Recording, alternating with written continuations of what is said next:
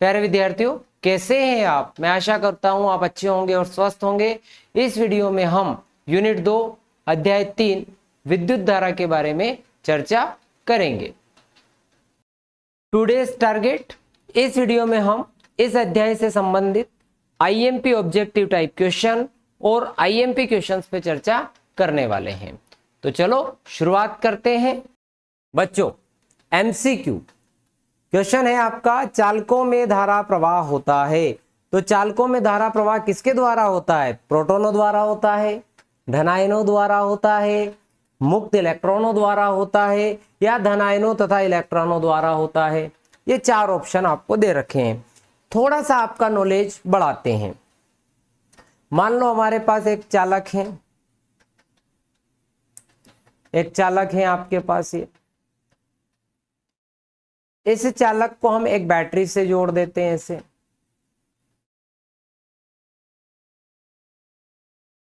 ठीक, इस चालक में जो इलेक्ट्रॉन थे, जबकि आपकी खुली थी, अर्थात स्विच आपका ऑफ था, बंद था, उस कंडीशन में ये इलेक्ट्रॉन रैंडमली चल रहे थे।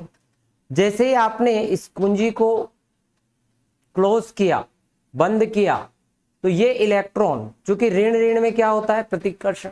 इलेक्ट्रॉन पर आवेश ऋण होता है, ऋण ऋण में प्रतिकर्षण होता है। इस कारण से ये इलेक्ट्रॉन ऐसे चलना प्रारंभ कर दिया। कौन चल रहा है? इलेक्ट्रॉन चल रहा है। तो हमें ये पता चल चुका है कि चालक में जो धारा प्रवाह होता है वो इलेक्ट्रॉनों के द्वारा होता है। तो चालक में धारा प्रवाह बच्चों मुक्त इलेक्ट्रॉनों द्वारा होता है, प्रोटोनों द्वारा नहीं होता, धनायनों द्वारा नहीं होता, धनायनों तथा ऋणायनों द्वारा नहीं होता। चलो, एक इंफॉर्मेशन तो यहां से ये हो गई कि चालक के अंदर जो इलेक्ट्रॉन होते हैं वो प्रवाहित होते हैं। अब ये पता लगाना, देखो धारा की दिशा के बारे में बात करते हैं। धारा की दिशा, अब आपसे पूछे कि विद्युत धारा की दिशा किधर होगी, तो आपको सीधे सीधे बताना है धन से ऋण की ओर होती है। इस प्रकार से होती है बेटा, यानी कि विद्युत धारा की दिशा धन से ऋण की ओर होती है। अब आपसे पूछे कि इलेक्ट्रॉनों की दिशा किधर होती है, तो हमें बताना है कि इलेक्ट्रॉनों की दिशा धारा प्रवाह के ठीक विपरीत होती है। अर्थात इलेक्ट्रॉनों के जो प्रवाह की दिशा है, इलेक्ट्रॉनों के प्रवाह की दिशा, तो प्यारे विद्यार्थियों ये होगी ऋण से धन की ओर। हमें ये पता होना चाहिए कि विद्युत धारा की दिशा हमेशा धन से ऋण की ओर होगी और इलेक्ट्रॉनों की दिशा जो है धारा प्रवाह के ठीक विपरीत होगी। ये हमें पता होना चाहिए। अगले प्रश्न पर आते हैं। अगला प्रश्न है कि यदि किसी चालक में 4.8 एम्पियर की धारा प्रवाहित हो रही है तो चालक में प्रति सेकेंड में प्रवाहित होने वाले इलेक्ट्रॉनों की संख्या होगी। अब आपको यहाँ इलेक्ट्रॉनों की संख्या पूछी गई है बच्चों। धारा का जो सूत्र है वो हमने पढ़ा हुआ है, I बराबर Q/T होता है। बिल्कुल सही। अब आवेश का क्वांटीकरण बच्चा हमने पहले पढ़ा हुआ है, पहले चैप्टर में, Q बराबर NE/T। अब हमें क्या निकालना है बेटा यहाँ पर? तो प्रति सेकेंड में प्रवाहित इलेक्ट्रॉनों की संख्या, अर्थात हमें ये n निकालना है। तो सूत्र क्या हो जाएगा बेटा? n बराबर इस t का गुणा इधर कर दो, IT/E। तो जब भी आपको इलेक्ट्रॉनों की संख्या ज्ञात करना हो तो हम सूत्र लगा सकते हैं n बराबर IT/E। चलो भैया, क्या हमें ये सारी इंफॉर्मेशन दे रखी है? तो देखते हैं। यदि किसी चालक में 4.8 एम्पियर धारा प्रवाहित हो रही है, प्रश्न को बड़े ध्यान से पढ़ना है। क्या प्रवाहित हो रही है? 4.8 एम्पियर ये धारा है। ठीक है, धारा का मात्रक एम्पियर होता है, ये भी ध्यान में होना चाहिए। तो कितनी धारा प्रवाहित हो रही बच्चा? 4.8 एम्पियर। बहुत बढ़िया। अब चालक में प्रति सेकेंड, प्रत्येक सेकेंड में पूछा है, तो मान के चलो कि भाई 1 सेकेंड की बात कर रहे हैं। बोला ना प्रति सेकेंड, तो 1 सेकेंड। टाइम दे रखा है 1 सेकेंड, तो मान रखना है, अब कुछ भी नहीं करना है बेटा। धारा का मान 4.8 गुणित समय का मान 1/1.6 गुणित 10 की घात -19। कुछ नहीं करना है, 16 से भाग दे देंगे, 16 48। तो बेटा n बराबर हो गया 3 गुणित ये 10 की घात 19, ऊपर जाएगा तो प्लस में हो जाएगा। तो देखो ऑप्शन में है क्या, बिल्कुल ये रहा 3 गुणित 10 की घात 19, पहला ही ऑप्शन है। संख्या बदल के आ सकते हैं, यहाँ 3.2 दे दे, 1.6 दे दे, देगा सरल डिजिट ही, इसीलिए आपको ऐसी प्रैक्टिस कर लेनी है। अगले प्रश्न पर आते हैं। यदि चालक में 4.5 एम्पियर धारा 2 सेकंड तक प्रवाहित हो रही तो चालक में प्रवाहित आवेश होगा, पहला ऑप्शन 9, दूसरा 2.5, तीसरा 9.5। ऑप्शन का जब न्यूमेरिकल टाइप ऑब्जेक्टिव दिया हुआ हो तो उसमें ऑप्शन का कोई मतलब नहीं रह जाता है। तो धारा का जो सूत्र है बेटा वो होता है I बराबर Q/T। हमें क्या चाहिए, चालक में प्रवाहित आवेश, यानी कि हमें Q चाहिए, तो Q बराबर बच्चा हमारा सूत्र हो गया IT। हमें क्या दिया हुआ है हमें विद्युत धारा I, और क्या दे रखा है देखो 2 सेकेंड का समय यानी T। I हो गया बेटा 4.5, समय हो गया आपका 2 सेकेंड, गुणा किया 4.5 का 2 में गुणा किया, डबल कर दिया, हो गया 9। ये रहा बेटा आपका उत्तर, बहुत सरल है। मैं आपको सारे आईएमपी क्वेश्चन बताने वाला हूं, सारे आईएमपी ऑब्जेक्टिव बताने वाला हूं, इसीलिए वीडियो को स्किप बिल्कुल मत करना। अगले प्रश्न पर आते हैं। अगला प्रश्न है, ओम के नियम के लागू होने की शर्त है। पहला ऑप्शन है चालक में विकृति उत्पन्न न हो, ताप न बदले, केवल 1 व 2 दोनों। तो जब हम पढ़ते हैं ओम के नियम को तो अधिकांश किताबों में हमें लिख के बताया जाता है कि यदि किसी चालक की भौतिक अवस्था अर्थात ताप या उसकी डायमेंशंस नहीं बदले, उसकी विमाएं नहीं बदले, तो उसमें हम क्या कहते हैं कि भाई उसके सिरों पे लगाया गया विभवांतर उसमें प्रवाहित धारा के अनुक्रमानुपाती होता है। तो वहां पर जो शर्त लगाई गई है वो एक तो ये हो गई कि ताप नहीं बदले, बहुत बढ़िया बात, पर हम इस ऑप्शन को टिक नहीं कर सकते अभी, क्योंकि इसमें बाकी के 3 ऑप्शन और हम चेक करेंगे। तो ताप नहीं बदले, बीच में एक बात और कही है, विमाएं परिवर्तित नहीं हो, अर्थात उसकी जो लंबाई है, चौड़ाई है, ऊंचाई है, उनमें कोई परिवर्तन नहीं आना चाहिए। और अगर चालक को हम खींच दे मान लो तो उसकी लंबाई में परिवर्तन आ गया, उसके क्षेत्रफल में परिवर्तन आ गया, अर्थात हम कहें कि चालक में विकृति उत्पन्न ना हो, यानी कि हम दोनों ऑप्शन सही हो रहे हैं, चालक में विकृति उत्पन्न ना हो और ताप ना बदले। तो आपका सही उत्तर हो गया बच्चा 1 और 2 दोनों। चलो अगले प्रश्न, प्रतिरोध का मात्रक है ओम, वोल्ट प्रति मीटर, वेबर या 1 व 2 दोनों। तो बच्चों V समानुपाती I, ओम का नियम हम लोगों ने पढ़ा है, V बराबर समानुपाती का चिन्ह हटाएंगे, R1 नियतांक आएगा, R बराबर V/I। जॉर्ज साइमन ओम ने जो ओम का नियम दिया तो उनके सम्मान में प्रतिरोध का मात्रक उनके नाम के आधार पर रखा गया ओम। तो प्रतिरोध का मात्रक बच्चों होता है ओम। क्या इसका और अन्य कोई मात्रक होता है? तो हाँ, व्युत्पन्न मात्रक हम निकाल सकते हैं ना बेटा। यहाँ पर विभव का मात्रक क्या होता है बेटा? वोल्ट। धारा का एम्पियर, तो वोल्ट प्रति एम्पियर। अगर ये वोल्ट मीटर की बजाय यहाँ क्या होता? एम्पियर होता, तो फिर 1 और 2 दोनों आपका सही हो जाता। तो क्या हो गया? व्युत्पन्न मात्रक वोल्ट प्रति एम्पियर। तो प्रतिरोध के दोनों मात्रक हमारे दिमाग में होना चाहिए। प्रतिरोध का एक मात्रक तो ओम है और दूसरा मात्रक मैं बोल रहा हूं वोल्ट प्रति एम्पियर है। कितना सरल। अगले प्रश्न पर आते हैं। अगला प्रश्न बेटा, विशिष्ट प्रतिरोध या प्रतिरोधकता का मात्रक है ऑप्शन ओम, ओम मीटर, ओम प्रति मीटर या उपयुक्त सभी। तो चर्चा करते हैं। हमारे पास R बराबर रो L बाई एल, ये हमने पढ़ा हुआ है, या रो का जो सूत्र है RA/L ये है। हालांकि ये जो बता रहा हूं मैं रो बराबर RA/L, ये आगे मैं समझाने भी वाला हूं, जो IMP प्रश्नों में मैंने इनको शामिल किया है, तो वहां पर आपको क्लियर हो जाएगा। तो प्रतिरोध का मात्रक बेटा अभी हाल बताया मैंने, कहा ओम। क्षेत्रफल का मात्रक बचपने से यानी कि 11वीं से पढ़ते आ रहे हैं, स्क्वायर मीटर। लंबाई का मात्रक होता है बेटा मीटर। मीटर से मीटर कैंसिल हो गया प्यारे विद्यार्थियों, आया ओम इंटू मीटर। ओम मीटर लिखा हुआ है क्या ऑप्शन में? बिल्कुल है, ये रहा दूसरे नंबर पर ओम मीटर। क्या आया समझ में? अगले प्रश्न पर आते हैं। तार का प्रतिरोध निर्भर करता है, देखो बच्चों, तार का प्रतिरोध उसकी लंबाई पर भी निर्भर करता है, उसके क्षेत्रफल पर भी निर्भर करता है और पदार्थ पर भी निर्भर करता है। ध्यान रखिएगा, अलग अलग पदार्थों का प्रतिरोध अलग अलग होता है। आप कॉपर वायर लेके जाएंगे, उसका प्रतिरोध कुछ और है, एल्यूमिनियम का वायर लेंगे, उसका प्रतिरोध कुछ और है। अलग अलग तारों का प्रतिरोध अलग अलग होता है। तो अलग अलग पदार्थों का प्रतिरोध अलग अलग होता है, इसलिए पदार्थ पर भी निर्भर करता है।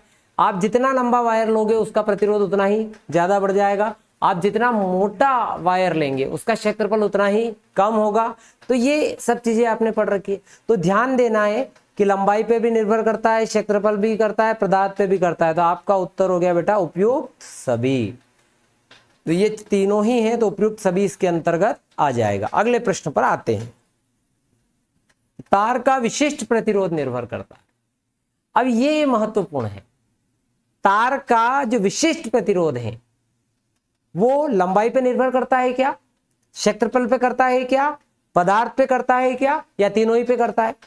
तो शुरुआत करते हैं। लंबाई पर निर्भर नहीं करता है, क्षेत्रफल पर भी निर्भर नहीं करता है, केवल और केवल पदार्थ पर निर्भर करता है। तो तार का विशिष्ट प्रतिरोध निर्भर करता है तो पदार्थ पे निर्भर करता है। हालांकि पदार्थ के अलावा यह ताप पर भी निर्भर करता है। ताप बढ़ाने पर किसी भी चालक का विशिष्ट प्रतिरोध या फिर प्रतिरोधकता क्या होती है, बढ़ती है। तो ताप और पदार्थ पर निर्भर करता है। यहाँ ताप ऑप्शन नहीं था इसीलिए अपन ने पदार्थ लगाया। अगर ताप आ जाए ऑप्शन तो ताप और पदार्थ दोनों हो तो दोनों लगाएंगे। समझ में आ गई बात? अगले प्रश्न पर आते हैं। बच्चा, ताप बढ़ाने पर चालक का प्रतिरोध क्या होता है? ऑप्शन ए बढ़ता है, घटता है, अपरिवर्तित रहता है, पहले बढ़ता है और फिर घटता है। प्यारे विद्यार्थियों, हमने एक टर्म पढ़ी थी, आर व्युत्क्रमानुपाती 1/τ। यदि चालक का जो रिलैक्सेशन टाइम है, श्रांति काल है, इलेक्ट्रॉनों के बीच में जो कोलिजन है, संघट है, उनका अगर श्रांति काल का मान घट जाए यानी टाउ का मान कम हो जाए तो आर का मान बढ़ जाएगा। और टाउ का मान यानी विश्रांति काल क्या है, मैं आपको बहुत एक सरल लैंग्वेज में समझाने का प्रयास करता हूं। मान लो हमारे पास ये दो पेन हैं, ये दो व्यक्ति हैं, अब ये दो व्यक्ति टकरा गए। अब टकराने के बाद इनको चोट आई या जो भी आई थी, ये रुक गए, विश्राम करने लग गए, रुका। तो इसी प्रकार से इलेक्ट्रॉन भी आपस में टकराते हैं, कोलिजन करते हैं। टकराए या ना टकराए एक दूसरे को प्रभावित जरूर करते हैं। तो फिर क्या करते हैं, वो रुकते हैं। तो उनके जो रुकने का समय, दोनों इलेक्ट्रॉनों के टक्कर के बीच का जो आराम का समय है ना, दोनों टक्करों के बीच का जो समय है, उस समय को हम विश्रांति काल कहते हैं। अब ताप बढ़ा दो, आप किसी कमरे में बैठे हो मान लो, अब उस कमरे में आग लग जाए, क्या करोगे? रुकोगे? दो व्यक्ति टकरा भी गए तो भी विश्राम का समय अब नहीं है, अब हमको भागना है क्योंकि आग लग गई है। तो बच्चा यहां पर भी ताप बढ़ गया। ताप बढ़ गया तो चालक में जो इलेक्ट्रॉन होते हैं वो कोलिजन के बीच का, जो कोलिजन होने के बाद का बीच का जो टाइम पीरियड है, वो टाइम पीरियड उनका क्या हो जाता है, कम हो जाता है। यानी विश्रांति काल क्या हो जाता है, कम हो जाता है, रिलैक्सेशन टाइम कम हो जाता है। उसकी वजह से प्रतिरोध बढ़ जाता है। तो ताप बढ़ाने पर चालक का प्रतिरोध बढ़ता है। अगर आपसे पूछे जाए कि ताप बढ़ाने पर अर्धचालक का प्रतिरोध क्या होता है, उल्टा आ जाए तो अर्धचालक का प्रतिरोध घटता है। ध्यान रखिएगा, ताप बढ़ाने पर अर्धचालक का प्रतिरोध घटता है और चालक का बढ़ता है।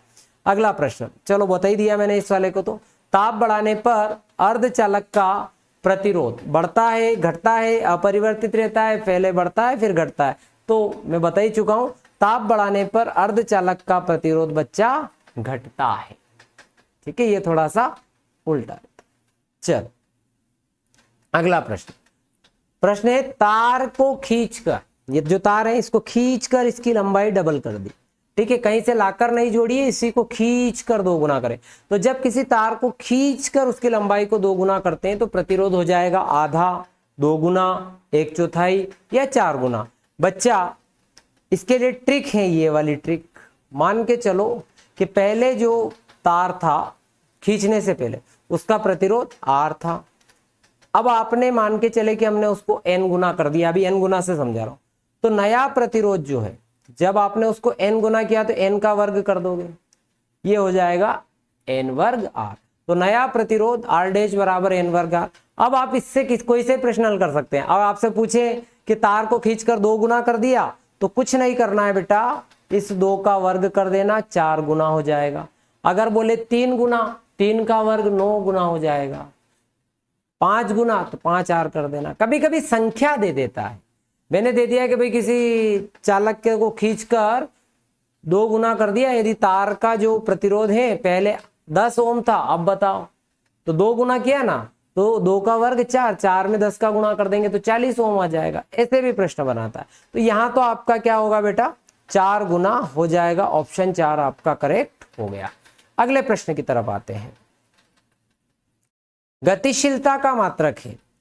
हमने गतिशीलता आपके दिमाग में आ गई होगी, जो म्यू बराबर होता है VD अपॉन E का परिमाण। VD क्या है, मैंने जो VD लिखा है ये क्या है, तो बेटा ये है अनुगमन वेग। इसको अपवाह वेग भी बोल सकते हैं। ये हो गया बेटा विद्युत क्षेत्र।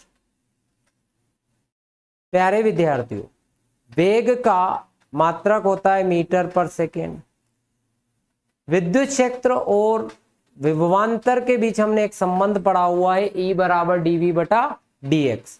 तो इसका बच्चा मात्रक हो गया वोल्ट और इसका मीटर, वोल्ट प्रति मीटर। तो इसको लिख लिया मैंने वोल्ट मीटर इनवर्स। अब इसको ऊपर भेजो तो मीटर स्क्वायर में बदल जाएगा, ठीक है, और वोल्ट है ही सही, प्रति में सेकेंड आ गया, तो मीटर स्क्वायर वोल्ट सेकेंड, यानी आपका ऑप्शन 1 करेक्ट हो गया। गतिशीलता का मात्रक है, ठीक। अगर इसको आप सेंटीमीटर में करेंगे तो ये हो जाएगा सेंटीमीटर स्क्वायर वोल्ट सेकेंड। ये भी इसका मात्रक है और ये भी इसका मात्रक है, ध्यान रखिएगा। अगले प्रश्न पर आते हैं। किसी चालक में विद्युत वाहक बल मूल रूप से होता है। बच्चों, विद्युत वाहक बल वास्तविकता में विभवांतर ही होता है। विद्युत वाहक बल विभवांतर ही होता है। यदि किसी चालक से कोई धारा नहीं ली जा रही हो तो अधिकतम विभवांतर को हम विद्युत वाहक बल कहते हैं। विद्युत वाहक बल, या बल आ रहा है तो बच्चों को लगेगा कि ये बल होगा, तो ये बल नहीं है। विद्युत वाहक बल नहीं है। ऐतिहासिक कारणों से इसके पीछे बल लगाया था। जिस समय विद्युत वाहक बल के बारे में बताया गया उस समय पूरी इंफॉर्मेशन नहीं थी, तो उसके आगे बल शब्द जोड़ दिया गया था। तो ये बल नहीं होता है, शक्ति भी नहीं होता है, धारा क्षमता भी नहीं होता। बचा कौन, कार्य। अब कार्य कैसे सर, भाई आप तो कह रहे हो कि अधिकतम विभव को बोलते हैं, तो हाँ अधिकतम विभवांतर को ही बोलते हैं, पर विभवांतर जो होता है वो होता है W बटा Q नॉट। हमने पढ़ा ना, एकांक परीक्षण आवेश को अनंत से विद्युत क्षेत्र में लाने में किए गए कार्य को विभव कहते हैं। इसी के आधार पर हम किसी चालक का विद्युत वाहक बल मूल रूप से कार्य है, मूल रूप से क्या है, कार्य है, ठीक। आगे बढ़ते हैं। विद्युत सेल का स्रोत। भाई विद्युत सेल में, ये विद्युत सेल हमने बना दिया, इसमें हमने 2 इलेक्ट्रोड ले लिए भैया, एक पॉजिटिव और एक नेगेटिव। अब इस विद्युत सेल का स्रोत है। तो पहले तो एक बात ध्यान रखना, आपसे कभी कभार प्रश्न जो है सेल्स के बारे में पूछा जाता है। तो सेल 2 प्रकार के होते हैं, प्राथमिक सेल और द्वितीयक सेल, ये भी ध्यान में रखना है। प्राथमिक सेल क्या करता है, सेल क्या करता है बेटा, जो आपके अंदर रासायनिक ऊर्जा है, सेल की रासायनिक ऊर्जा को क्या करेगा, विद्युत ऊर्जा में बदलने का काम करता है। सेल क्या है, तो सेल रासायनिक ऊर्जा में विद्युत ऊर्जा में, रासायनिक ऊर्जा को विद्युत ऊर्जा में बदलने का यंत्र है। तो क्या कर रहा है, ये विद्युत ऊर्जा दे रहा है। तो अर्थात हम कहें कि विद्युत सेल विद्युत ऊर्जा का स्रोत है, ठीक है बेटा। आगे बढ़ते हैं। तो विद्युत सेल स्रोत है किसका, विद्युत ऊर्जा का। ये काम कैसे करता है, तो ये रासायनिक ऊर्जा को विद्युत ऊर्जा में बदलता है। ये कितने प्रकार के होते हैं, तो 2 प्रकार के होते हैं, प्राथमिक और द्वितीयक सेल। अगले प्रश्न पर आते हैं। एक शब्द और एक वाक्य में उत्तर देना है। तांबे के तार की त्रिज्या आदि करने पर उसके विशिष्ट प्रतिरोध पर क्या प्रभाव पड़ता है। कितना बढ़िया इंटरेस्टिंग प्रश्न पूछा है कि तार है, उसकी त्रिज्या आदि कर दी थी, तांबे के तार की त्रिज्या आदि कर दो, तार को डबल कर दो या कुछ भी कर दो। विशिष्ट प्रतिरोध चूंकि पदार्थ पर निर्भर करता है, उसकी लंबाई और क्षेत्रफल पर निर्भर नहीं करता है, तो क्या होगा भैया, नो चेंज, कोई परिवर्तन नहीं होगा, कोई परिवर्तन नहीं होगा। तांबे का है भाई, हाँ, तांबे की बजाय बोल देता कि एल्यूमिनियम से रिप्लेस कर दिया तो फिर एल्यूमिनियम की प्रतिरोधकता अलग होती है, उसका विशिष्ट प्रतिरोध अलग होता है, तो उत्तर बदल जाता। अगले प्रश्न पर आते हैं। संबंधन तार किस धातु के बनाए जाते हैं? संबंधन तार अर्थात कनेक्शन वायर। तो बच्चों कनेक्शन वायर जो होते हैं संबंधन तार तांबे एवं एल्यूमिनियम के बनाए जाते हैं। और क्यों बनाए जाते हैं? क्योंकि इनका जो विशिष्ट प्रतिरोध है वह कम होता है। अगले प्रश्न पर आते हैं। किसी चालक का ताप बढ़ाने पर मुक्त इलेक्ट्रॉनों के शांति काल पर क्या प्रभाव पड़ता है? ये मैंने अभी बताया था कि भैया कोई ये चालक है, इसमें इलेक्ट्रॉन है तो दो इलेक्ट्रॉनों के बीच टक्कर का जो समय होता है उसको शांति काल कहते हैं। अब जैसे ही ताप बढ़ता है तो इन इलेक्ट्रॉनों की जो कोलिजन की जो गति है वो भी बढ़ जाती है, अर्थात ताप बढ़ाने पर शांति काल घटता है। अगले प्रश्न पर आते हैं। व्हीटस्टोन सेतु किस सिद्धांत पर कार्य करता है? व्हीटस्टोन सेतु है ना, किरचॉफ के नियम पर आधारित है। व्हीटस्टोन सेतु किरचॉफ के नियम पर आधारित है। आगे बढ़ते हैं भैया। यदि सेल में उसके इलेक्ट्रोडों के बीच की दूरी बढ़ा दी जाए तो आंतरिक प्रतिरोध पर क्या प्रभाव पड़ेगा? ये देखो, अब मान लो ये इलेक्ट्रोड है, पास पास है ऐसे, इनके इलेक्ट्रोडों के बीच की जैसे जैसे आप दूरी बढ़ाते जाएंगे तो दूरी बढ़ाएंगे तो जो आयन है उनको एक जगह से दूसरी जगह पहुंचने में अधिक समय लगेगा, यूं मान के चलो आप। तो इसका अर्थ हुआ कि उसका आंतरिक प्रतिरोध क्या हो जाएगा? बीच की दूरी बढ़ाने से उनका आंतरिक प्रतिरोध बढ़ेगा। ठीक, अगले प्रश्न पर आते हैं। किरचॉफ का प्रथम एवं द्वितीय नियम किस सिद्धांत पर आधारित है? किरचॉफ का प्रथम नियम जिसे अपन धारा नियम कहते हैं, देखो वो था सिग्मा आई बराबर 0, यानी उसको लिख सकते हैं अपन सिग्मा डी क्यू बटे 0, सिग्मा डी क्यू बराबर 0, यानी कि क्यू बराबर 1 क्या आ रहा है बेटा? नीयतांक। तो प्रथम नियम बेटा आवेश संरक्षण के सिद्धांत पर आधारित है। तो ध्यान रखिएगा, किरचॉफ का प्रथम नियम आवेश संरक्षण के सिद्धांत पर आधारित है। बच्चा द्वितीय नियम, तो बच्चा द्वितीय नियम आपका ऊर्जा संरक्षण के नियम पर आधारित है। द्वितीय नियम जिसे अपन वोल्टता नियम कहते हैं वह ऊर्जा संरक्षण के सिद्धांत पर आधारित है। समझ में आ रहा होगा आप लोगों को। अच्छे अच्छे प्रश्न हैं और सारे ही प्रश्न ऐसे जो परीक्षाओं में आ सकते हैं। अगले प्रश्न पर आते हैं। सही जोड़ी बनानी है, ओम का नियम है। अरे भैया क्या बना दिया? V समानुपाती आई, V बराबर आर आई, R बराबर V बटा आई, ऑप्शन में दिया हुआ ये रहा। चलो भैया ओम का नियम पहले नंबर से मिलेगा। धात्विक तार हैं, धात्विक तार मतलब कि जो ओम का नियम होता है वो केवल धात्विक चालकों के लिए ही सत्य है, और जो ओम के नियम का पालन करते हैं उन्हीं को हम कहते हैं बेटा ओमीय चालक। ये हो गया नंबर 2। किलोवाट घंटा, किलोवाट घंटा, ये हो गया किलोवाट आवर, याद करो। अब देखो मैं इसको समझाता हूं। किलो तो आपका ठीक है ही सही, 10 की घात 3 लिखता हूं, इसको थोड़ा और समझा रहा हूं। वॉट, वॉट क्या होती है? शक्ति, है ना। और आवर यानी कि समय, आवर को मैं सेकंड में बदल लेता हूं तो 3600 सेकंड होते हैं। तो अब मैं इसको लिख रहा हूं 3.6, 3 तो ये और 3 ये, कितने हो गए? 10 की घात 6। अब ये क्या है? Vote second. अब वोट क्या ही का मात्रक है? वोट है शक्ति का, और ये शक्ति क्या होती है? W बटा T, ये भी T, समय T से T कट गया, क्या आया? W। W क्या है? ऊर्जा है। तो किलोवाट घंटा किसका मात्रक है? विद्युत ऊर्जा का। विद्युत वाहक बल, विद्युत वाहक बल का वही मात्रक होता है जो विभवांतर का होता है, क्योंकि विद्युत वाहक बल एक प्रकार का विभवांतर ही है। संधि डायोड जो ओम के नियम का पालन नहीं करता, उसका एक उदाहरण है संधि डायोड। विद्युत सामर्थ्य, विद्युत सामर्थ्य का सूत्र P बराबर VI होता है, बराबर W बटा T। और बच्चा W बराबर हमें पता VQ होता है, VQ by T। Q by T क्या होता है? I होता है, तो P बराबर VI होता है, ये आ गया। और आखिरी बचा व्हीटस्टोन सेतु।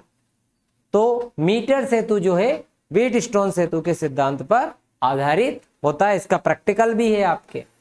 ठीक है, अगले प्रश्नों पर आते हैं। बच्चा पहला प्रश्न,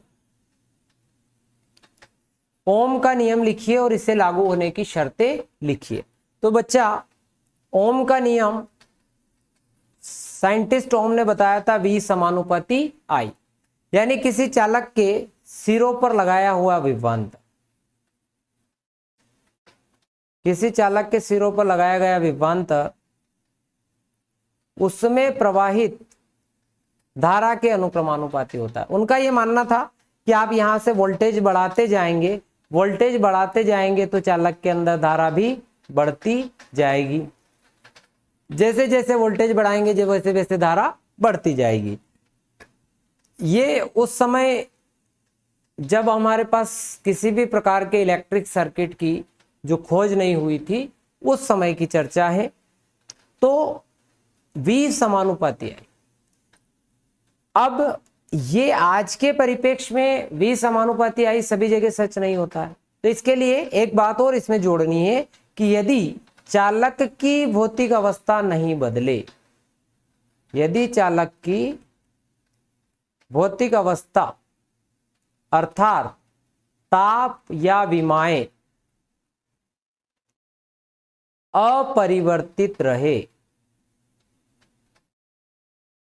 चालक की भौतिक अवस्था ताप विमाएं अपरिवर्तित रहे, तो चालक के सिरों पर लगाया गया विभवांतर उसमें प्रवाहित धारा I के अनुक्रमानुपाती होता है। समानुपाती के चिन्ह को हटाओ, यहां पर एक नियतांक आता है जिसे हम कहते हैं प्रतिरोध। प्यारे बच्चों, इसके लागू होने की शर्तें, तो इसकी शर्त नंबर 1, चालक की भौतिक अवस्था नहीं बदलनी चाहिए अर्थात ताप न बदले। नंबर 2, चालक में विकृति उत्पन्न न हो। ये ओम के नियम के लागू होने की शर्तें हैं। अगले प्रश्न पर आते हैं। अगले प्रश्न पर आते हैं। प्रश्न है किसी चालक के प्रतिरोध से क्या तात्पर्य है, इसका मात्रक और विमेय सूत्र लिखिए। बेटा प्रतिरोध सामान्यतः अगर मैं उसको कहूं कि जो मैंने अभी पढ़ाया R बराबर V बटा I, चालक के विभव और उसमें प्रवाहित धारा के अनुपात को प्रतिरोध कहते हैं। देखो ये आया था अभी, हमने ये पढ़ा था ना अभी, V बराबर RI। अभी पढ़ा हमने ओम का नियम क्या था, किसी चालक की भौतिक अवस्था नहीं बदले तो उसके सिरों पे लगाया गया विभवांतर उसमें प्रवाहित धारा के अनुक्रमानुपाती होता है। अनुक्रमानुपाती के चिन्ह को हटाया तो हमें एक नियतांक मिला, उस नियतांक को हम कहते हैं प्रतिरोध। अगर आप V और I के बीच में ग्राफ खींचते हैं, बेटा ध्यान रखना, V और I के बीच में ग्राफ खींचते तो एक सरल रेखा आपको मिलती है, ये भी हमें याद होना चाहिए। तो बेटा परीक्षा में लिखने का तो वही है कि ओम का नियम आता है तो आप क्या लिखोगे कि किसी चालक की भौतिक अवस्था नहीं बदले तो उसके सिरों पे लगाया गया विभवांतर उसमें प्रवाहित धारा के अनुक्रमानुपाती होता है, और ये V समानुपाती I, V बराबर RI लिख देंगे। फिर क्या लिखेंगे, ताप न बदले और चालक में विकृति उत्पन्न न हो, ये इसकी लागू होने की शर्त है। ये दो बातें लिख दे। कभी ग्राफ पूछता है VI ग्राफ, तो V और I के बीच में इस प्रकार से ग्राफ बना देना, R एक सीधी रेखा बना देना। अब यहां पर जो प्रतिरोध आया था R, इसका सूत्र अब क्या हो गया, R बराबर V बटा I, यानी किसी चालक के सिरों पे लगाया गया विभवांतर और उसमें प्रवाहित धारा का अनुपात क्या कहलाता है, प्रतिरोध। अच्छा, बहुत सरल परिभाषा भी हो सकती है कि चालक में धारा प्रवाह के मार्ग में डाली गई रुकावट को हम क्या कहते हैं, उस चालक का प्रतिरोध कहते हैं। यानी किसी चालक तार द्वारा इसमें होकर धारा प्रवाह के मार्ग में डाली जाने वाली रुकावट को चालक का प्रतिरोध कहते हैं। एक वैकल्पिक परिभाषा मैंने आपको बता दी, अथवा करके ये हो जाएगी। अब इसमें बोला मात्रक विमेय सूत्र भी बताओ, मैं बता चुका हूं पहले थोड़ी देर पहले, मात्रक इसका बेटा ओम होता है। अगर इसका विमेय सूत्र निकालना चाहें तो बेटा वोल्टेज विभव का विमेय सूत्र होता है ml square T inverse 3 A inverse 1, धारा का एम्पियर का A ml square T inverse 3, अब ये एक और ऊपर आएगा A इनवर्स 2। ये हो गया बेटा विमेय सूत्र। प्रतिरोध का विमेय सूत्र हो गया ml square T inverse 3 A inverse 2। मात्रक हो गया बेटा ओम, एक और मात्रक मैंने बताया था थोड़ी देर पहले, वोल्ट पर एम्पियर। अब आपसे यहां से एक परिभाषा और पूछी जा सकती है, भैया 1 ओम की परिभाषा बताओ। तो आप क्या लिखेंगे कि किसी चालक में के सिरों पे लगाया गया विभवांतर यदि 1 वोल्ट है और उस चालक में प्रवाहित धारा 1 एम्पियर हो तो उस चालक का प्रतिरोध 1 ओम होता है। या प्रतिरोध की बहुत सामान्य परिभाषा आपसे रिपीट कर रहा हूं, प्रतिरोध की सामान्य सी परिभाषा कि किसी चालक तार द्वारा उससे होकर जो धारा प्रवाहित होती है उसके मार्ग में जो रुकावट डाली जाती है उस रुकावट को हम क्या कहते हैं, प्रतिरोध कहते हैं। बहुत सरल सरल बता रहा हूं बेटा। चलो तो मात्रक हो गया ओम। आगे बढ़ते हैं अगले प्रश्न पर। अगला प्रश्न है किसी चालक के तार को प्रतिरोध किन किन कारकों पर निर्भर करता है तथा किस प्रकार। तो बेटा देखो मैं इसमें 4 फैक्टर आपको बता रहा हूं।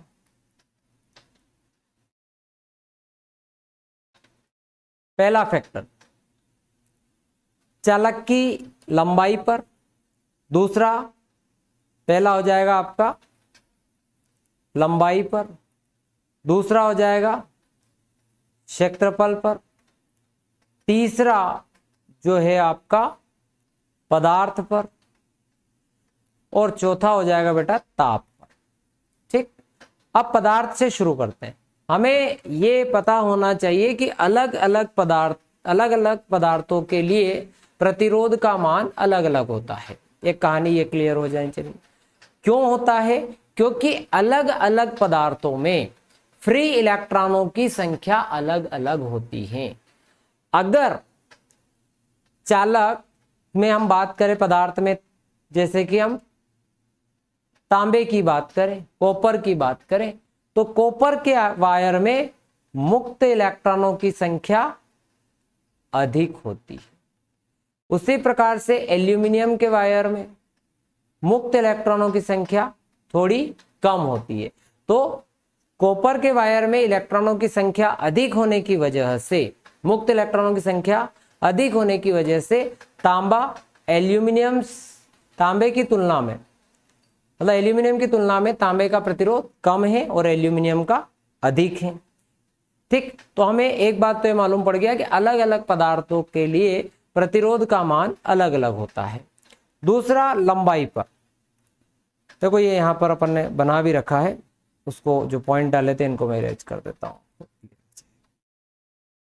ठीक है,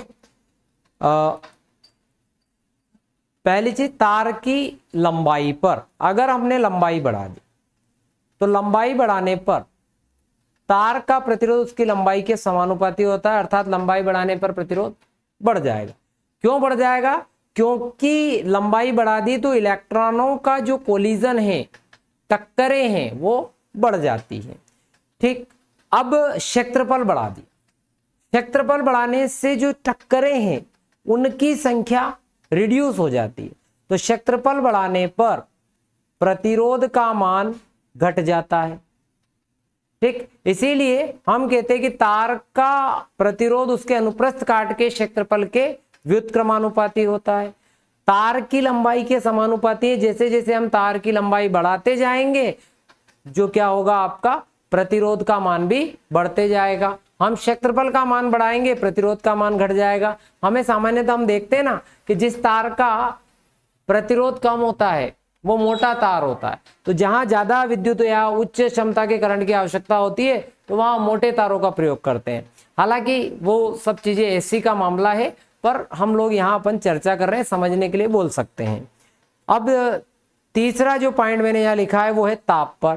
ताप बढ़ाने पर चालक का प्रतिरोध बढ़ जाता है। क्यों बढ़ जाता है भैया, तो क्योंकि इनके जो इलेक्ट्रॉन हैं उनका कोलिजन अर्थात संघट्य बढ़ जाता है, टक्कर बढ़ जाती है। टक्कर बढ़ने के कारण जो विश्रांति काल है वह घट जाता है। विश्रांति काल घटने से प्रतिरोध का मान बढ़ जाता है। चौथा, अलग अलग पदार्थों के लिए तारों का प्रतिरोध अलग अलग होता है। तो 4 पॉइंट पक्के याद होना चाहिए। लंबाई पर, लंबाई बढ़ने से प्रतिरोध बढ़ता है, क्षेत्रफल बढ़ने से प्रतिरोध घटता है, ताप बढ़ने से प्रतिरोध बढ़ जाता है, और अलग अलग पदार्थों के लिए प्रतिरोध का मान अलग अलग होता है। नेक्स्ट प्रश्न पर आते हैं। प्रतिरोधकता किसे कहते हैं? बच्चा अभी मैंने आपको पढ़ाया आर समानुपाती एल तथा आर व्युत्क्रमानुपाती ए। अब दोनों को मिला दो, आर व्युत्क्रमानुपाती एल बाय ए। समानुपाती का चिन्ह हटाएंगे, यहां पर नीतांक आएगा जिसे हम बोल रहे हैं बेटा रो। रो, ये जो रो है, रोना नहीं है, ये रो जो है, ये जो नीतांक है, इसी को हम विशिष्ट प्रतिरोध या प्रतिरोधकता कहते हैं। अब इसकी परिभाषा बनाते हैं। परिभाषा बनाने के लिए आप क्या करो, इस एल को 1 मीटर ले लो, इस क्षेत्रफल को 1 वर्ग मीटर ले लो, तो आप देखते हैं कि आर किसके बराबर हो जाता है, रो के। कब हुआ, आर रो के बराबर कब हुआ, जब लंबाई 1 मीटर और क्षेत्रफल 1 वर्ग मीटर होता है। तो ये हो गई बेटा आपकी परिभाषा कि यदि एल बराबर 1 मीटर, ए बराबर 1 वर्ग मीटर, तो रो बराबर आर ओम मीटर। तो इससे विशिष्ट प्रतिरोध ऐसे परिभाषित किया जा सकता है कि 1 मीटर लंबे और 1 मीटर अनुपस्थ परिच्छेद वाले तार के प्रतिरोध को चालक का विशिष्ट प्रतिरोध कहते हैं। तो हम ये कह सकते हैं कि भाई 1 मीटर लंबा और 1 मीटर अनुपस्थ परिच्छेद के तार के प्रतिरोध को विशिष्ट प्रतिरोध कहते हैं। मात्रक भी पूछा है तो भैया मात्रक निकाल लेते हैं ना। सूत्र क्या बन जाएगा रो का, रो बराबर हो जाएगा आर ए बटे एल। हालांकि पहले बता चुका हूं शायद मैं ऑब्जेक्टिव में, आर की जगह ओम, क्षेत्रफल का वर्ग मीटर और लंबाई का मीटर। तो क्या आ गया भैया, ओम इंटू मीटर। ये तो होगी इस पे चर्चा। प्रतिरोधकता का मात्रक ऑब्जेक्टिव वाले पोर्शन में भी आ गया था, यहाँ भी आ सकता है, 2 नंबर में परिभाषा आ सकती है। एक प्रश्न और पूछा जा सकता है कि भाई प्रतिरोधकता पर ताप का कैसे प्रभाव पड़ता है। तो वही कारण लिखना है कि ताप बढ़ाने से विश्रांति काल घट जाता है और विश्रांति काल घटने के कारण विशिष्ट प्रतिरोध बढ़ जाता है। तो ये प्रश्न भी कभी कभार पूछ लेता है कि प्रतिरोधकता पर ताप का कैसे प्रभाव पड़ता है। अगले प्रश्न पर आते हैं। संबंधन तार तांबे के बनाए जाते हैं क्यों, कनेक्शन वायर तांबे के क्यों बनाए जाते हैं भैया। तांबे के या एल्यूमिनियम के, प्रश्न ऐसा हो सकता है तांबे के बनाए जाते की बजाय तांबे या एल्यूमिनियम के क्यों बनाए जाते हैं, ऐसा कर लेते हैं। तो ऐसा इसलिए होता है बेटा कि जो तांबा है, एल्यूमिनियम है, इनका विशिष्ट प्रतिरोध कम होता है। हालांकि आप कह दोगे सर विशिष्ट प्रतिरोध हमने पढ़ा था चांदी का, सिल्वर का बहुत कम होता है। बहुत कम तो होता है पर वो महंगी होती है, इसीलिए उसके तो नहीं बनाएंगे हम। उसके बाद बचा कौन, कॉपर, एल्यूमिनियम। तो कॉपर यानी तांबे के बनाए जाते, तो तांबे का जो विशिष्ट प्रतिरोध है वो कम होता है, एल्यूमिनियम का उससे ज्यादा होता है, पर इसके भी वायर बनाए जाते हैं। तो संबंधन तार तांबे और एल्यूमिनियम के इसलिए बनाए जाते हैं क्योंकि इनका विशिष्ट प्रतिरोध बहुत कम होता है। ये सामान्य सी बात, बहुत सरल प्रश्न था, 2 नंबर में पूछ लिया तो कोई हानि नहीं, आप आसानी से लिख के आ सकते हैं। अगले प्रश्न पर आओ। प्रश्न है किसी सेल के विद्युत वाहक बल से क्या तात्पर्य है। मान लो भैया ये आपका सेल है, ठीक है, इस सेल में ये 2 इलेक्ट्रोड हैं। जब आप सेल से कोई धारा नहीं ले, सेल खुले परिपथ में हो, तो सेल के ये जो दोनों इलेक्ट्रोड हैं इनके बीच का विभवांतर विद्युत वाहक बल कहलाता है। जब सेल खुले परिपथ में होता है,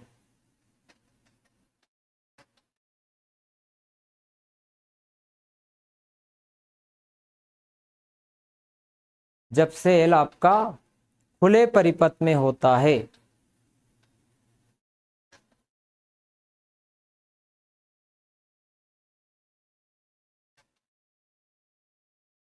ठीक है, जब सेल आपका खुले परिपथ में होता है अर्थात उसमें से होकर कोई धारा नहीं ली जा रही होती है, तो इलेक्ट्रोडों के बीच के अधिकतम विभवांतर को सेल का विद्युत वाहक बल कहते हैं। बार बार बोल रहा हूं ये बल नहीं है, ऐतिहासिक कारणों से बल बोल दिया गया है पर यह बल नहीं है।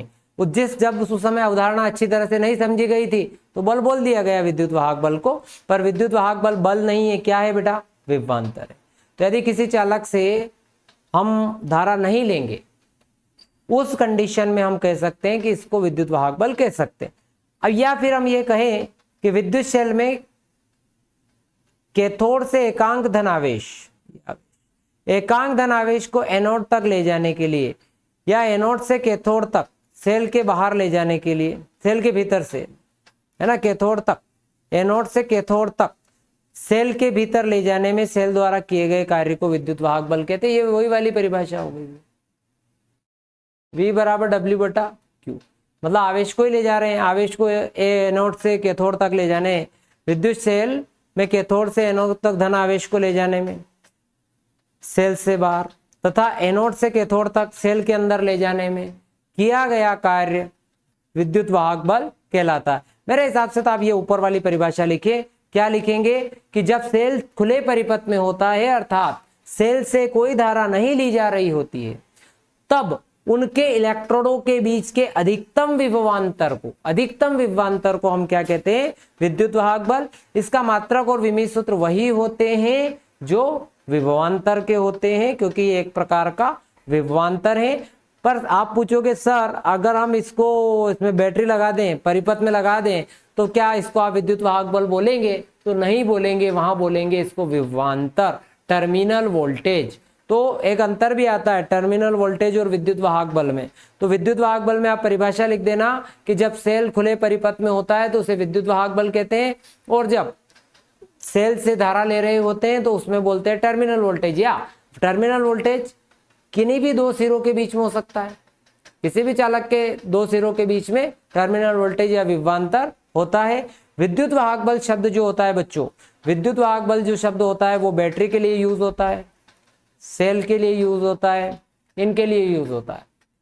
जबकि विभवांतर शब्द किसी भी परिपथ के किन्हीं भी दो सिरों के बीच में होता है।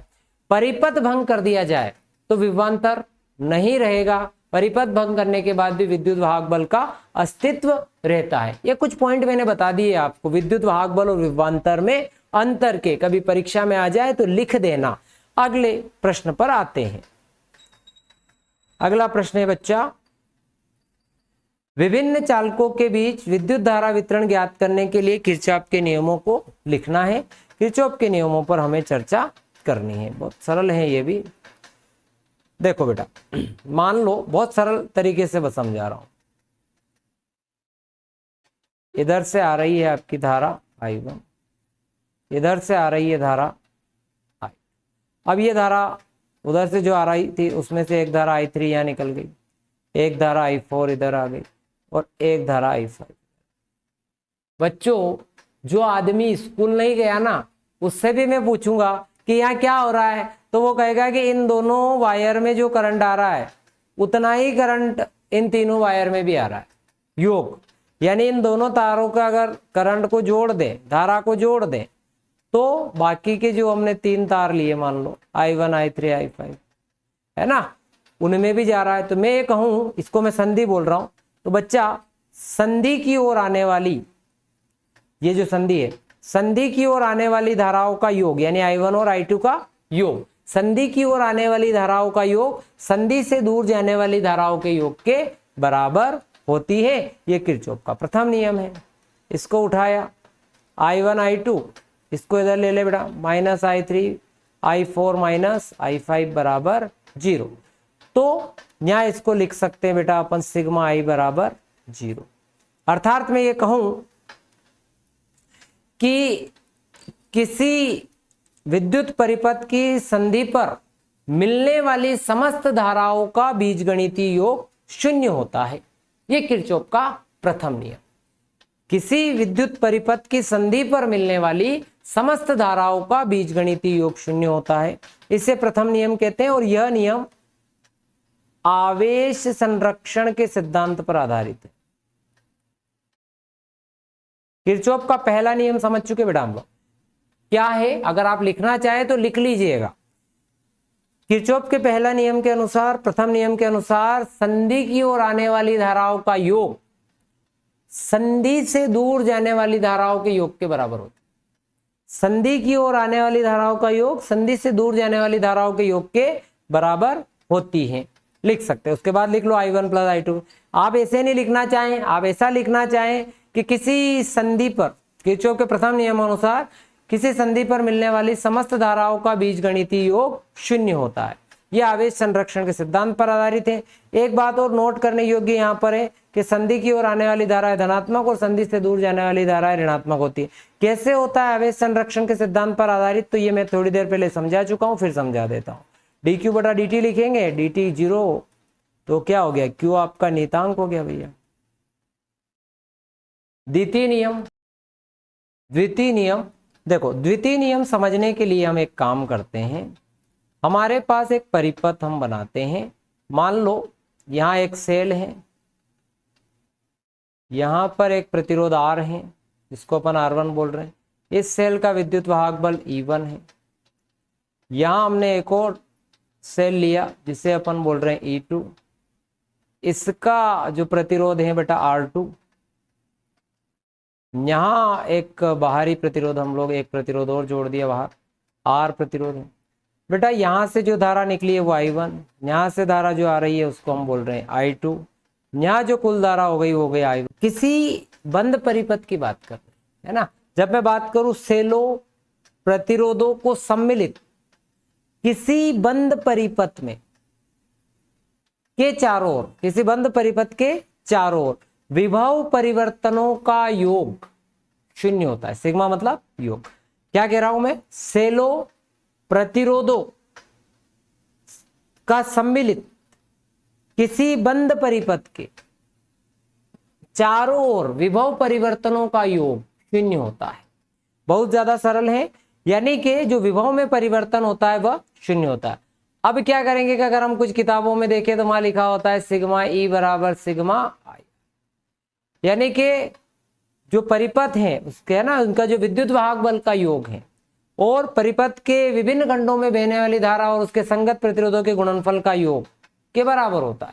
तो ये थोड़ा सा डिफिकल्ट हो जाता है। मैं कितना सरल बता रहा हूं, विद्युत वाहक बल, ठीक है, सेल का विद्युत वाहक बल, प्रतिरोधों, या फिर हम सीधे बोल दे कि सेलों और प्रतिरोधों, सब हो जाएगा। सेलों और प्रतिरोधों का सम्मिलित किसी बंद परिपथ का में विभव परिवर्तनों का योग शून्य होता है। तो हमें पता चला डेल V बराबर आ गया बच्चा 0। ठीक, अब इसमें कुछ बातें सीख लो। इसको मैं नाम दे देता हूं ABCDEF। अब हमें ये तो एक चीज तो ये पता होना चाहिए कि जो किरचॉफ का द्वितीय नियम है वो केवल बंद परिपथ के लिए लागू होता है, नंबर 1। और चूंकि इसमें जो वोल्टता का परिवर्तन का योग शून्य है, इसीलिए हम ये ऊर्जा संरक्षण पर आधारित है।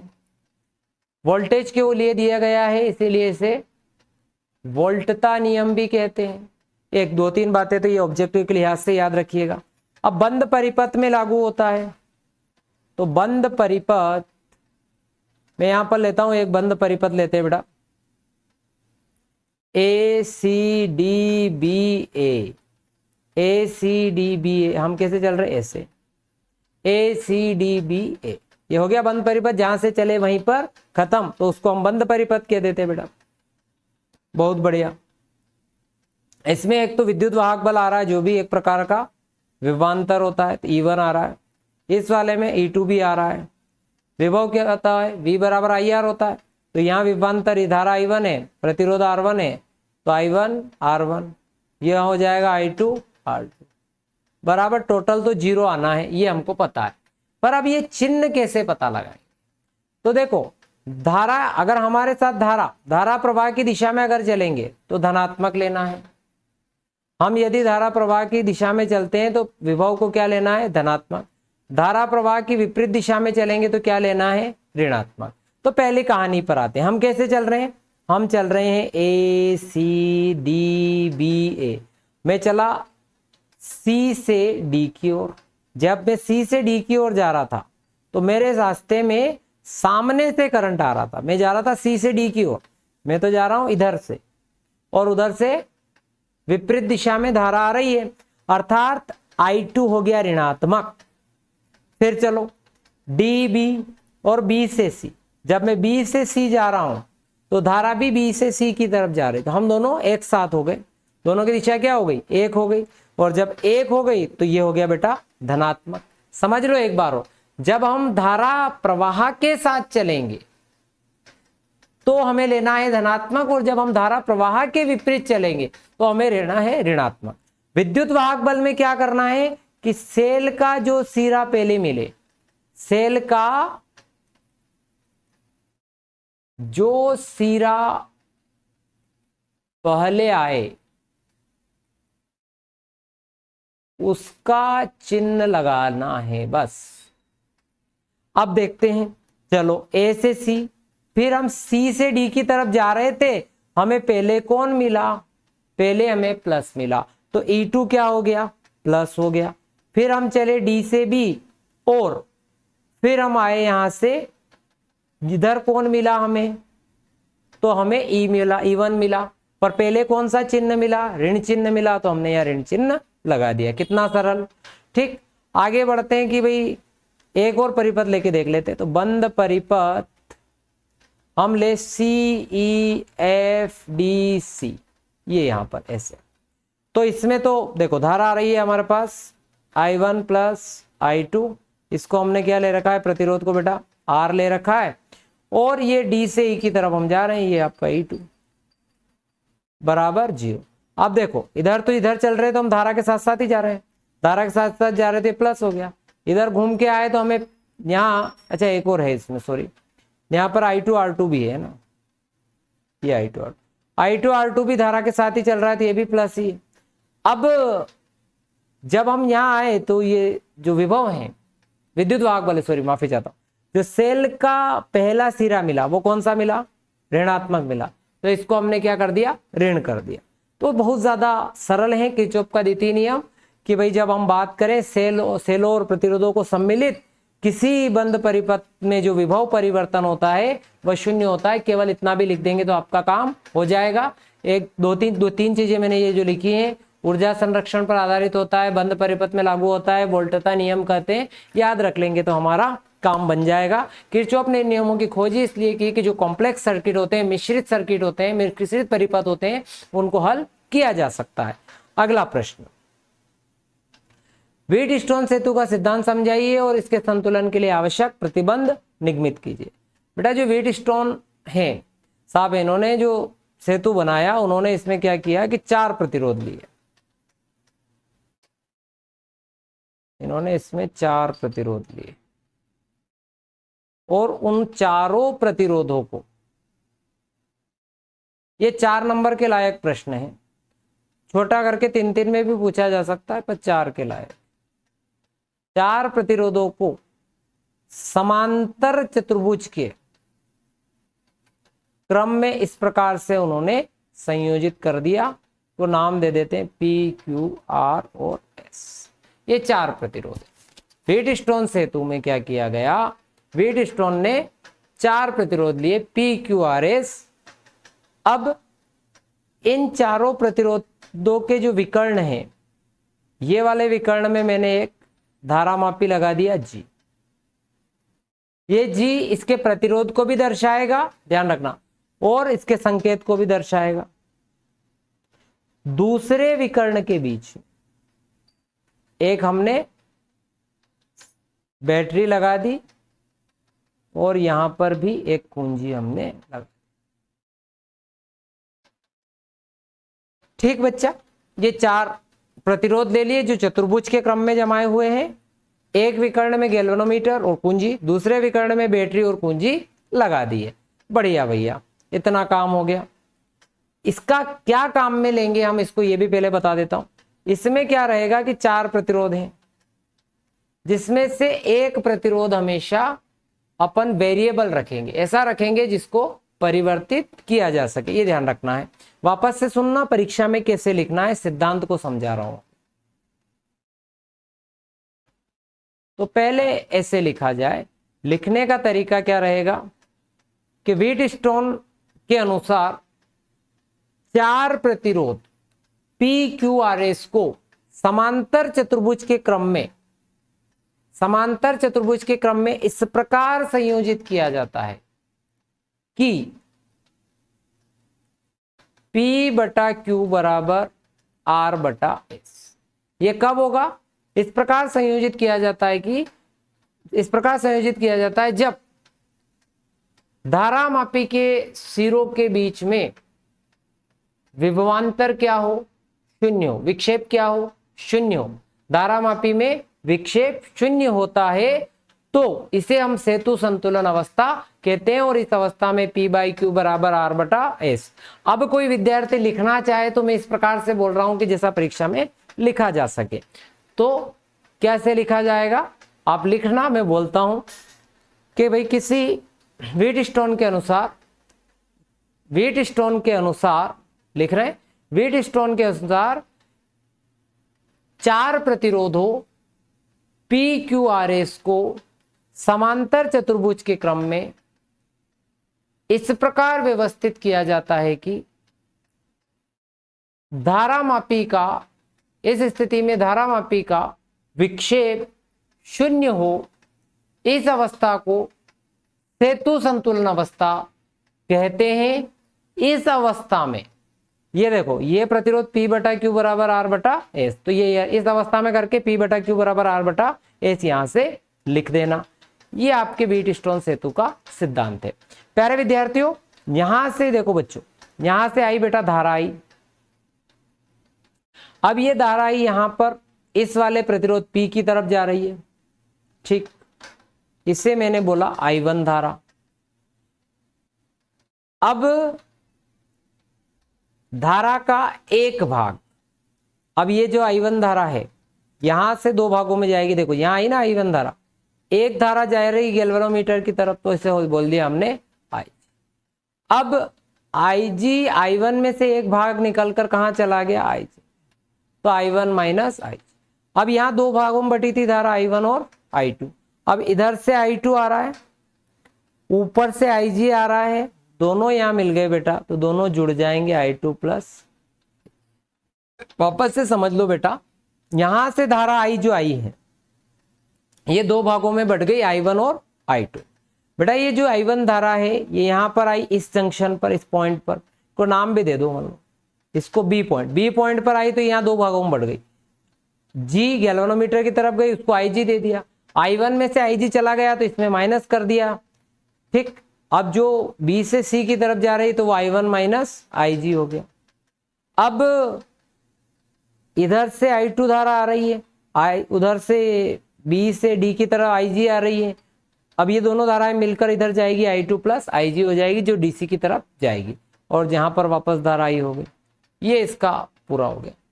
अब आपको क्या पता, ये लिख सकते हैं कि इसमें जब सेल से धारा आई निकलती है, धारा आई 2 भागों में बढ़ जाती है।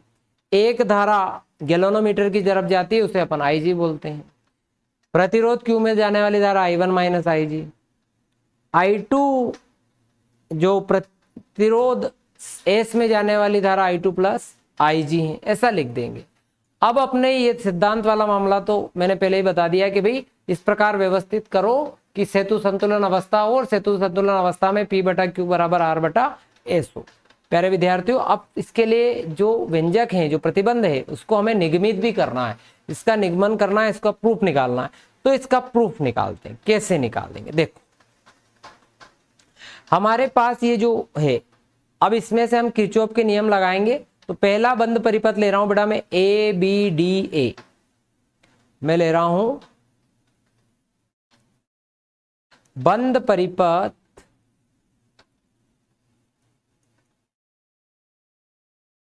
ABDA। क्या ले रहा हूं, ABDA, यहां से शुरू AB और ये DA। अब किरचॉफ का जो द्वितीय नियम कहता है, हमने अभी पढ़ा डेल V बराबर 0, ठीक, यानी कि कुल विभवांतर विभव परिवर्तन 0 होगा। यहां पर धारा आपकी I1 है, इसके साथ प्रतिरोध क्या है P, तो विभव हो जाएगा I1 P। इसी प्रकार से गैल्वेनोमीटर में जब गए तो गैल्वेनोमीटर का प्रतिरोध G और धारा IG इंटू G। फिर हम घूमकर इधर आए, तो यहां आए तो यहां I2 और प्रतिरोध R, I2R बराबर 0। अब दिशाएं समझ लेते हैं, यहां जा रहे हैं हम, इधर ही चल रहे हैं AB की तरफ, धारा भी इधर ही जा रही है, अर्थात ये तो प्लस है पहले वाला। फिर बी से डी की तरफ आए तो बच्चा ये भी प्लस, क्योंकि हम भी इधर ही आ रहे हैं, धारा भी इधर ही आ रही है। और अब हम आए डी से ए की तरफ, अब धारा विपरीत आ रही है, अर्थात माइनस। सेतु संतुलन में मैंने क्या कहा था बेटा? सेतु संतुलन की स्थिति में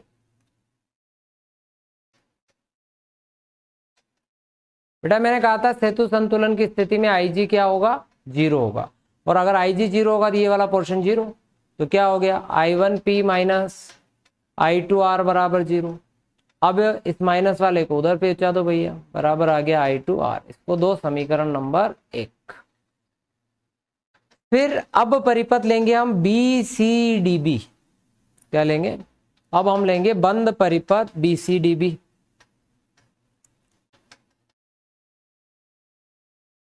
बंद परिपथ BCDB में अब बच्चा इसमें क्या क्या है, अब डायरेक्टली समझिएगा। इसमें है I1 माइनस IG के साथ IG इंटू जी और I2 प्लस IG। तो बच्चा एक तो है IG इंटू जी, एक है I1 minus IG into Q, और एक है I2 plus IG into S, बराबर तो 0 आना है। वापस आओ भैया, ये I1 माइनस IG हम कैसे चले? BCDB है तो I1 माइनस IG। अब ये जो धारा है हमारे चलने के साथ है, इसीलिए I1 माइनस IG तो आपका प्लस हो गया। फिर इधर आओ I2 प्लस IG, तो ये प्लस है पर हमारे विपरीत हैं, इसीलिए बेटा ये माइनस हो गया। IG इंटू जी, ये भी हमारे विपरीत हैं, तो ये भी क्या हो जाएगा? माइनस हो जाएगा। संतुलन अवस्था में यहां पर भी IG बराबर क्या करोगे? 0। तो ये वाला 0 हो गया, यहां से क्या आ गया? I1Q। ये तो पूरा ही पिक्चर ही खत्म। यहां से IG 0 हो गया तो ये आ गया माइनस I2S बराबर 0। इसको बेटा उठा के उधर भेजो, I1Q बराबर हो गया I2S। इसको दे दो समीकरण नंबर 2। समीकरण 1 को 2 से क्या दे दो? भाग।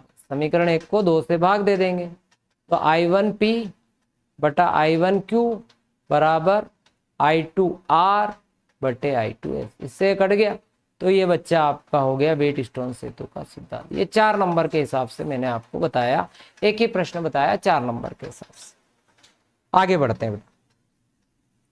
एक सवाल है कि किसी कार की संचायक बैटरी का विद्युत वाहक बल 12 वोल्ट है। आ सकते बेटा 2 नंबर में, ये सवाल बहुत सरल है। यदि बैटरी का आंतरिक प्रतिरोध 0.4 ओम है तो बैटरी से ली जाने वाली अधिकतम धारा का मान निकालने का सूत्र हो जाएगा, जब सेल से अधिकतम धारा ली जाती है, जब सेल से अधिकतम धारा ली जाती है तब R बराबर हो जाता है बेटा 0।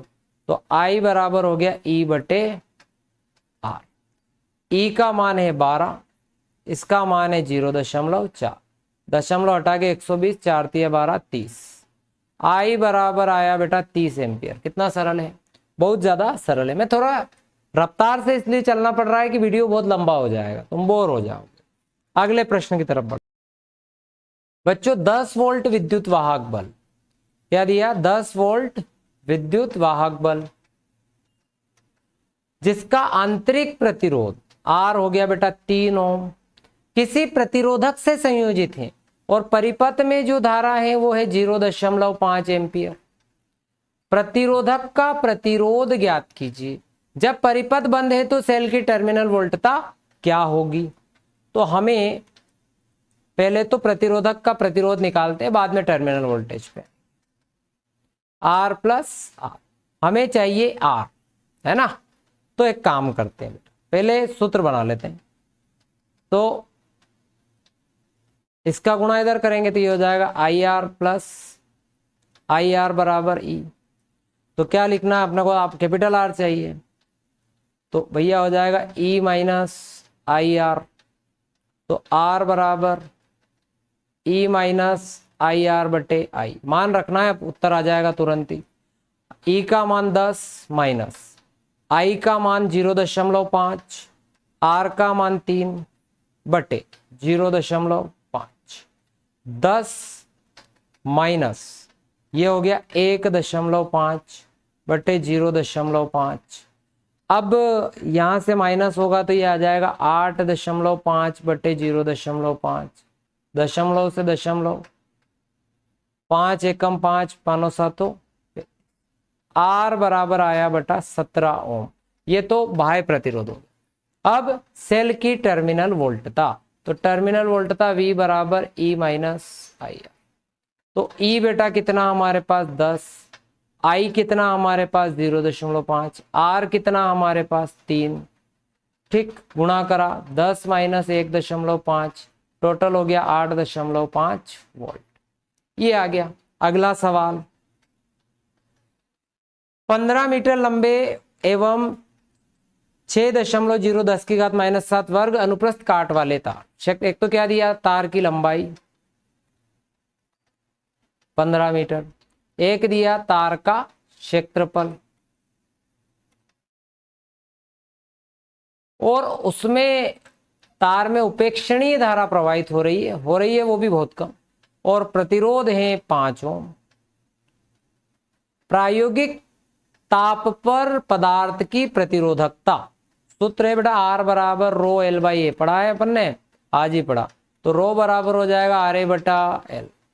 बेटा आर जो है प्रतिरोध वो 5 है, क्षेत्रफल 6 × 10⁻⁷ है, बटे में 15, 5 से कैंसिल किया, 5 दिया 15, ठीक है, और 3 दूनी 6, कितना सरल, 2 × 10⁻⁷ ओम।